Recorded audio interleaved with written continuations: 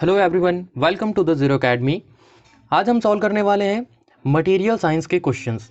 ये first year का syllabus है और ये जो क्वेश्चंस पेपर जो आपको यहाँ पे दिखाई दे रहा है ये निम्मी का क्वेश्चन बैंक है। तो इस प्रकार से हम दो काम करते हैं, एक हम मटेरियल साइंस के क्वेश्चंस जो है हमारा सिलेबस के हिसाब से वो सिंप्लीफाई हो जाएगा और उसके साथ साथ जो निम्मी का जो क्वेश्चन बैंक है उसकी प्रैक्टिस भी हो जाएगी।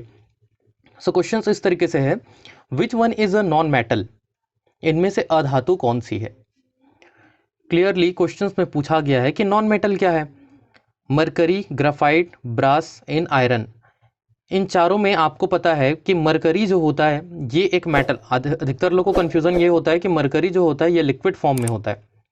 तो ये एक्सेप्शन है, अपवाद है धातु का, क्योंकि धातु सॉलिड फॉर्म में होता है, ठोस अवस्था में होता है, लेकिन ये क्या होता है, लिक्विड में होता है, लेकिन ये मेटल है।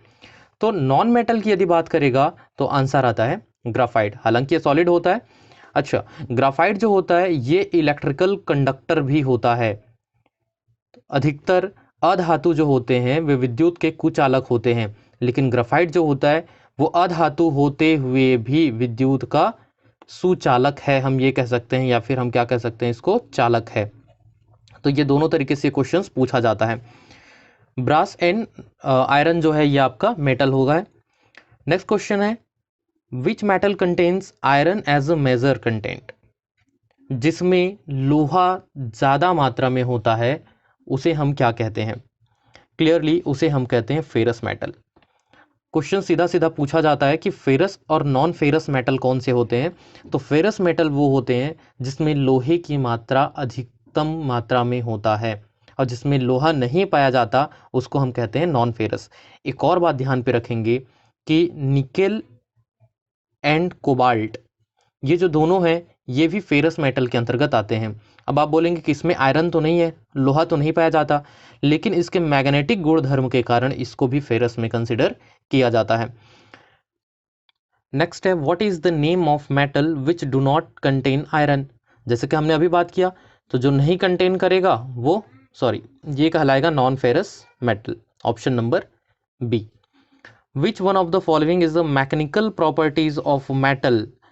ये इसका सारा वीडियो पहले ही अपलोडेड है, आप वहाँ से इस चीज़ को देख लेंगे, बट फिर भी यहाँ पे बात कर रहे हैं मैकेनिकल प्रॉपर्टी की, बात कर रहा है कि इनमें से कौन सा यांत्रिक गुणधर्म है। तो यांत्रिक की जब हम बात करते हैं तो उसमें आ जाता है इसका डक्टिलिटी। कौन कौन से हैं इसका लिस्ट वीडियो अपलोडेड है। गलनीयता या कोरोजन स्ट्रक्चर, ये जो सारी चीज़ें जो है, ये जो तीन है ये आता है उसके फिजिकल प्रॉपर्टी में। डक्टिलिटी, मेलेबिलिटी, हार्डनेस, टफनेस, ये सारा चीज़ आता है इसकी मैकेनिकल प्रॉपर्टी में।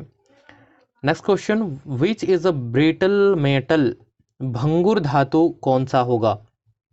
बहुत प्यारा एग्जाम्पल है कि भंगुर धातु कभी भी पूछे तो आंख बंद करके आपको लगा देना है cast iron. Cast iron best example है ब्रिटल मेटल का, भंगूर का। क्लियर बात है।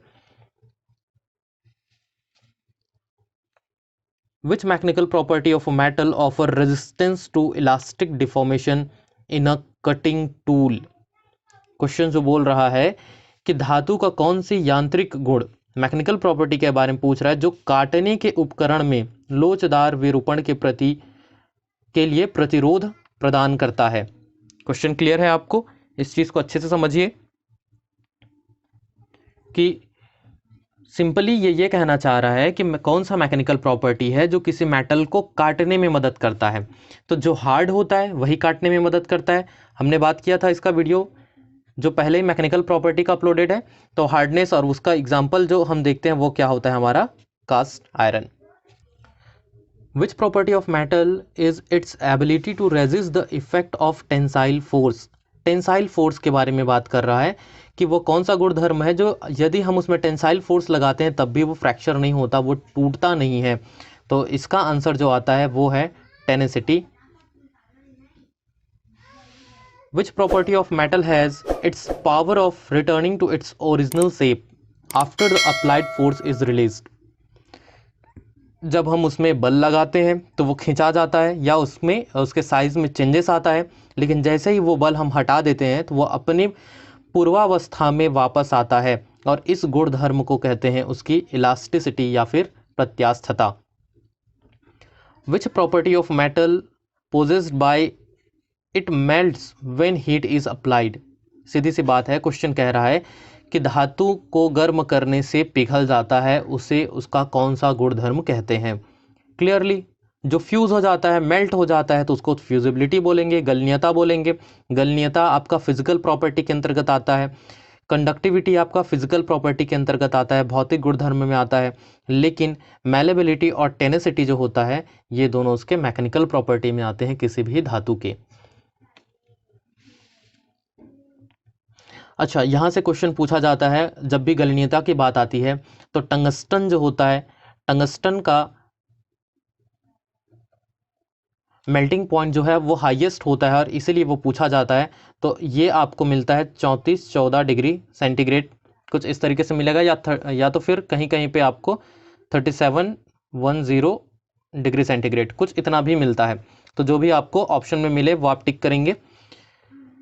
Which alloy used in electric lamp as a filament. Clear है। अभी जैसे कि मैंने आपको बात किया कि टंगस्टन जो होता है इसका मेल्टिंग पॉइंट हाई होता है और हाई रेजिस्टिव भी होता है, इसी कारण टंगस्टन जो होता है इसको ही हम बल्ब के फिलामेंट के रूप में यूज करते हैं। Which metal contain in brass alloy, बहुत ही इंपॉर्टेंट क्वेश्चन है, मैक्सिमम टाइम एग्जाम में पूछा जाता है। आप इस बात को समझिए, अलॉय क्या होता है, जो दो या दो से अधिक धातुओं से मिलकर बनता है उसको हम कहते हैं मिश्र धातु। ठीक बात है। बात आता है ब्रास का, इसमें दो क्वेश्चंस पूछे जाते हैं, आप ध्यान देंगे। एक क्वेश्चन पूछा जाता है ब्रास और एक क्वेश्चन पूछा जाता है ब्रोंज। ध्यान रखेंगे, ब्रास और ब्रोंज दोनों में एक मेटल जो होता है वो कॉपर ही होता है, वो तो फिक्स है कि एक जो रहेगा वो क्या होता है, कॉपर होता है। लेकिन बात करते हैं हम दूसरे की, कंफ्यूजन दूसरे में आता है। तो ध्यान रखेंगे कि ये क्या है, एस वाला है, ब्रास में एस आता है तो इसके अलॉय में एस नहीं आएगा। क्लियर बात है। तो एस नहीं आएगा, इसका मतलब ये है कि क्योंकि कंफ्यूजन किस में होता है, जिंक और टीन में। तो टीन लिखाता है एसएन और जिंक लिखाता है जेडएन। क्लियर बात है। तो ब्रास में एस वाला है तो एस वाला नहीं आएगा, तो रह क्या गया, जिंक। तो इसका आंसर हो जाता है जिंक। और उसी तरह ब्रोंज जेड वाला है तो इसमें जेड नहीं आएगा, तो रह क्या गया, टीन। तो इसका आंसर हो जाता है टीन। तो ब्रास किससे मिलकर बना है, कॉपर और जिंक से। वैसे ब्रॉन्ज किससे मिलकर बना है, तो कॉपर और टिन से।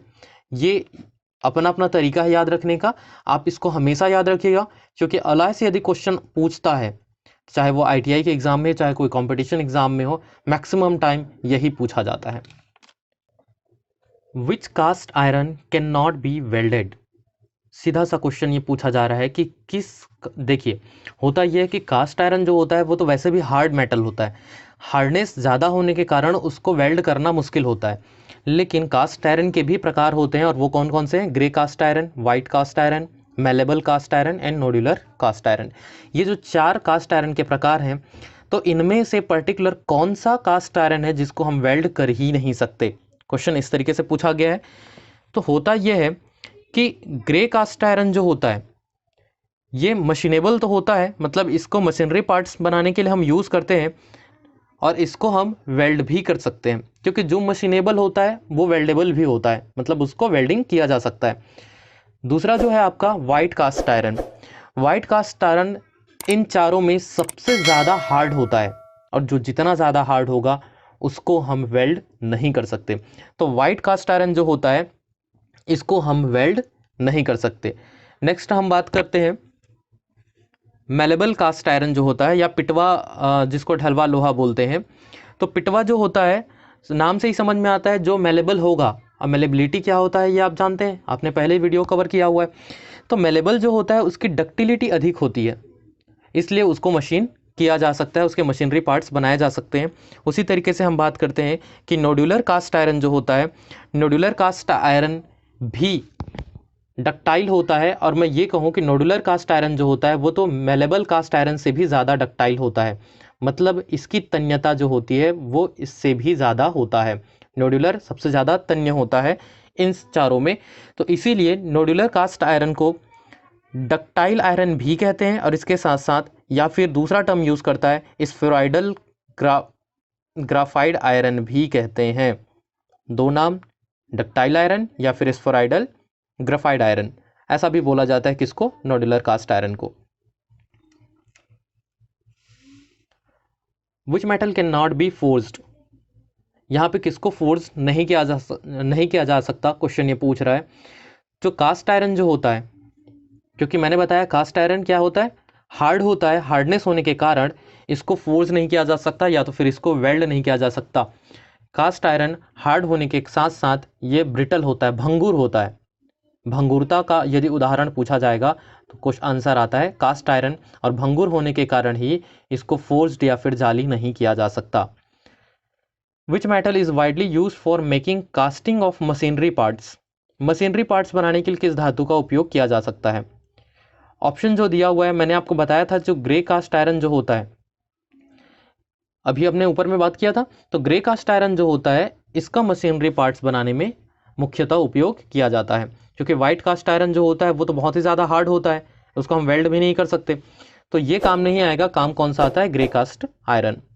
विच furnace is use to get pig iron from iron ore, pig iron किससे मिलता है। ओर को सबसे पहले जब हम भट्ठी में डालते हैं तो वहाँ से जो पहला रूप जो निकलता है आयरन का या लोहा का, वो कहलाता है पिग आयरन। ये इम्प्योर फॉर्म है, मैं आपको बता दूं, क्वेश्चन पूछा जाता है कि प्योर और इम्प्योर कौन सा है, तो पिग आयरन जो रहता है उसमें और भी बहुत सारी चीज़ें मिली होती हैं, तो वो इम्प्योर फॉर्म होता है, और पिग आयरन निकलता है ब्लास्ट फर्नेस से। क्लियर बात है। सबसे पहले आयरन ओर को ब्लास्ट फर्नेस में डाला जाता है, और ब्लास्ट फर्नेस से जो निकलता है बाहर उसको हम कहते हैं pig iron. What is the name of furnace to obtain cast iron, अब कास्ट आयरन बनाने के लिए कौन से फर्नेस को यूज किया जाता है, तो इसका आंसर आता है कुपोला फर्नेस।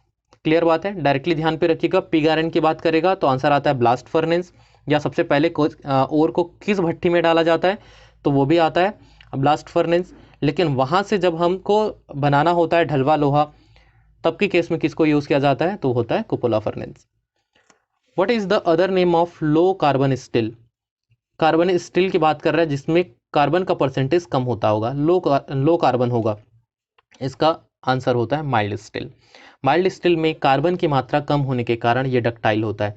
ध्यान पे रखेंगे, वो मेटल जिसमें या हम बात करेंगे कि लौह धातु, या बात करेंगे सीधा सीधा इस्पात में, कार्बन की मात्रा जैसे जैसे हम बढ़ाते जाते हैं, कार्बन की मात्रा बढ़ती जाती है, इसका मतलब उसका हार्डनेस बढ़ता जाता है।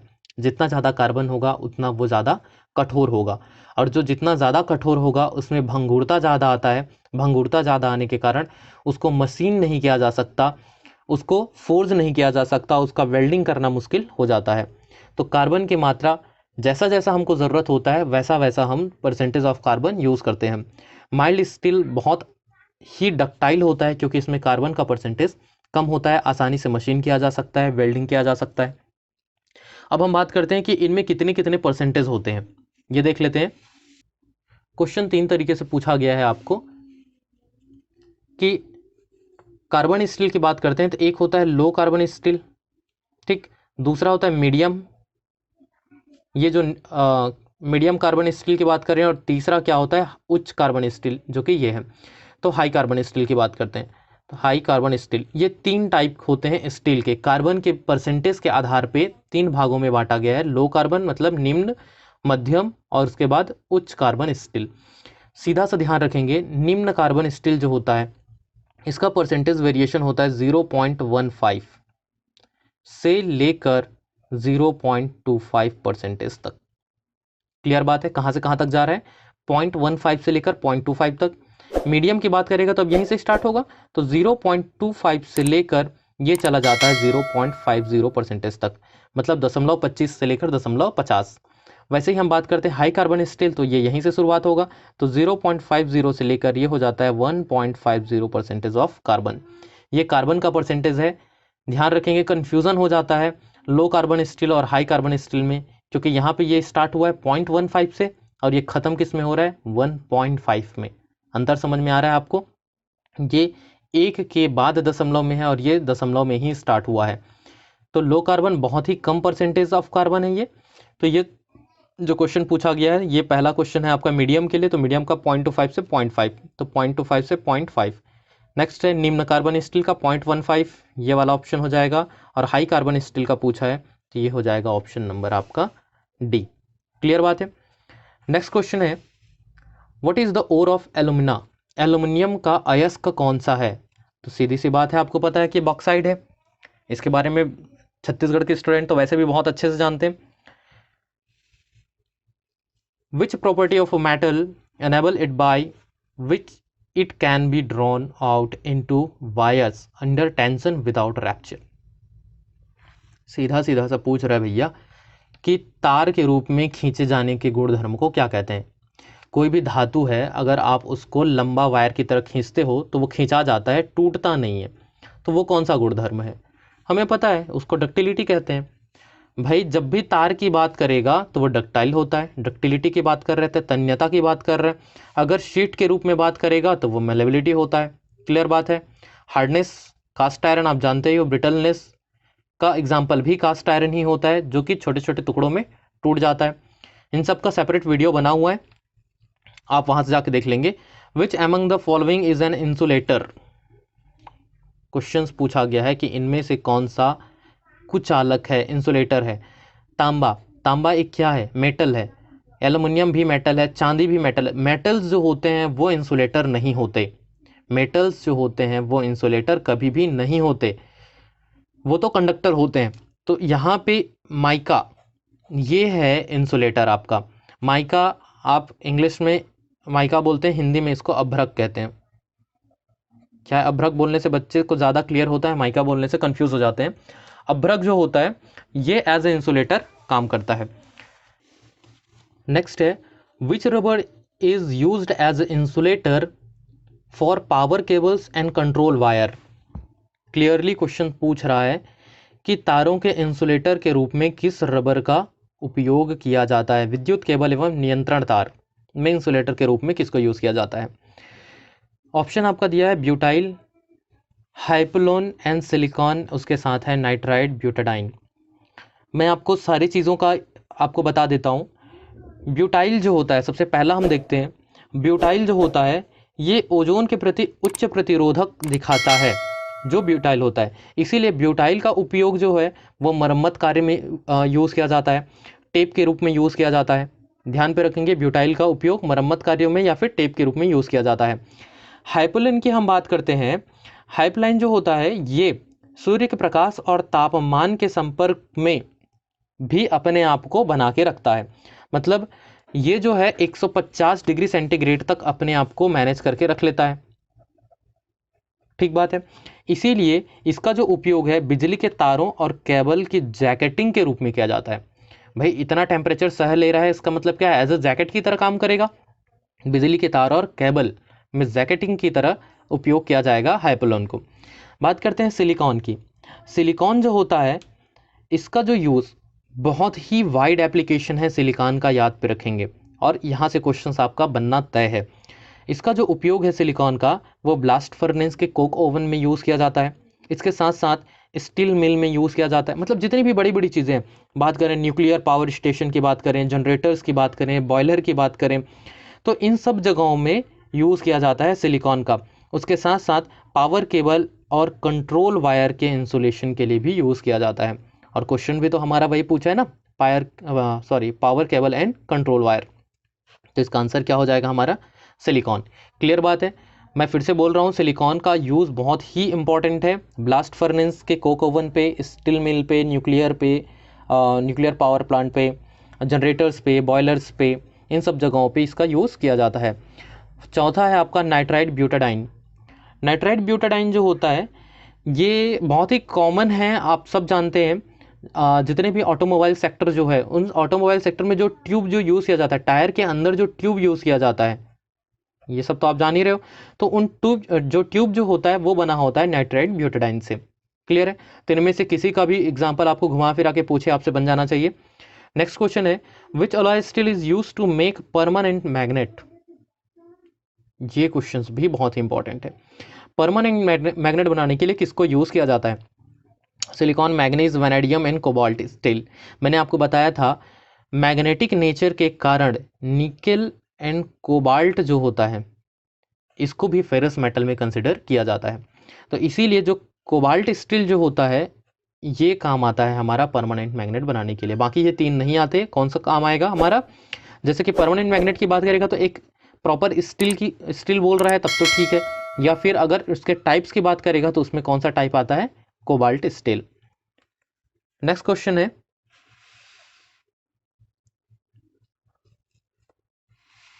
विच इंसुलेटर इज ओवरहेड लाइन, किसको यूज किया जाता है ओवरहेड लाइन पे। मतलब बेसिकली ये बात कर रहा है कुचालक की बात कर रहा है। कुचालक के इस्तेमाल के बारे में हम यदि बात करें तो हमें मिलता है कि मैं डायरेक्टली सबका मैं बता देता हूँ। माइका जैसे कि मैं बात करूँ तो ये क्या होता है, ये तो एक अभ्रक है। तो अभ्रक का इस्तेमाल कहाँ पे किया जाएगा, जहाँ पर भी वाइंडिंग की बात आती है, वाइंडिंग करने की बात आती है तो वहाँ पे माइका का यूज़ किया जाता है। रबर की बात करें तो ये तारों में इंसुलेशन के लिए यूज़ किया जाता है, ये सब तो आप जानते ही हैं। पीवीसी की बात करें, पॉलीविनाइल क्लोराइड पीवीसी जो होता है ये इस्तेमाल किया जाता है घुमावदार इंसुलेशन। कभी पर्टिकुलर टर्म यूज़ करके पूछता है, ये भी इंसुलेटर की तरह ही काम करता है, लेकिन घुमावदार इंसुलेशन जब करना होता है तो पीवीसी को यूज़ करते हैं। नॉर्मल तारों में के ऊपर जो इंसुलेटर का इस्तेमाल करना होता है तो उसको रबर का इस्तेमाल करते हैं। पोर्सेलिन जो होता है ये यूज़ किया जाता है ओवरहेड लाइनों में। अब देखिए पोर्सेलिन बोलने से भी आपको समझ में नहीं आ रहा है और ओवरहेड लाइन का मतलब भी समझ में नहीं आ रहा है। पोर्सेलिन को हिंदी में कहते हैं चीनी मिट्टी। अब आपको समझ में आ रहा होगा चीनी मिट्टी। आपने जो देखा होगा बड़े बड़े जो ट्रांसफार्मर जो होते हैं, ट्रांसफार्मर नहीं कहना चाहिए, जो बिजली की लाइन जो होती है उसके जो खंभे होते हैं उसमें गोल गोल सा ऐसा जहाँ से तार गुजरा होता है उसमें लगा होता है जो खंभे जो होते हैं उसके ऊपर, तो वो क्या चीज़ होता है, वो चीनी मिट्टी का ही बना होता है, वही है ओवरहेड लाइन। क्लियर बात है, क्वेश्चंस बहुत इंपॉर्टेंट है। अगला देखते हैं, which insulating material is used for making switches. Switch बनाने के लिए कौन सा इस्तेमाल किया जाता है। स्विच की यदि हम बात करते हैं तो स्विच जो होता है आपने घर में देखा होगा वो बहुत ही हार्ड होता है। क्लियर बात है, हार्ड जो होता है तो हार्ड, अभी मैंने आपको बताया पोर्सेलिन का, पीवीसी का। बैकेलाइट जो होता है ये बहुत ही ज़्यादा हार्ड इंसुलेटर होता है। जितनी भी कड़ी चीज़ें जो देखते हैं, जो कड़ा जो होता है आपका, डायरेक्टली हम बात करें जितने भी स्विचेस की बात करते हैं तो वो सब बैकेलाइट से बनता है। अच्छा, एक और चीज़ दिया गया आपको, एबोनाइट।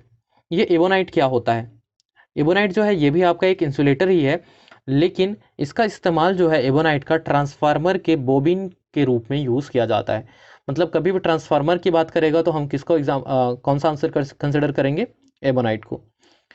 नेक्स्ट क्वेश्चन है, what is the name of the property of insulator that should break down और puncture on application of high voltage.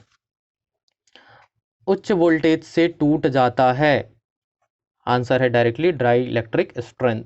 Clear बात है, इन सब की हम बात करें तो हमने पहले ही कवर किया हुआ है इसको, और इसको डाई इलेक्ट्रिक स्ट्रेंथ को हम इलेक्ट्रिसिटी वाले में अच्छे से कवर करेंगे।